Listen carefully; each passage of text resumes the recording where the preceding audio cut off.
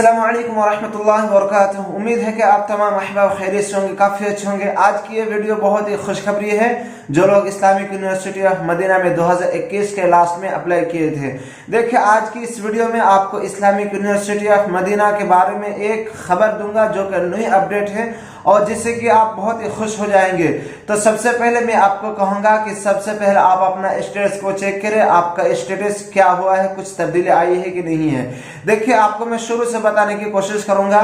देखिए जो लोग 2021 के लास्ट में अप्लाई किए थे, अप्लाई करने के बाद उसका यानी कि टेस्ट हुआ है, टेस्ट होने के बाद फिर उसका जो कागजात तहत दरासा में आ चुका था, लेकिन अल्हम्दुलिल्लाह अल्लाह का बहुत बड़ा शुक्र है और एहसान है कि उनका भी तहत दरासा से आके अभी मुरश्शिह मुबदई में आ चुका है।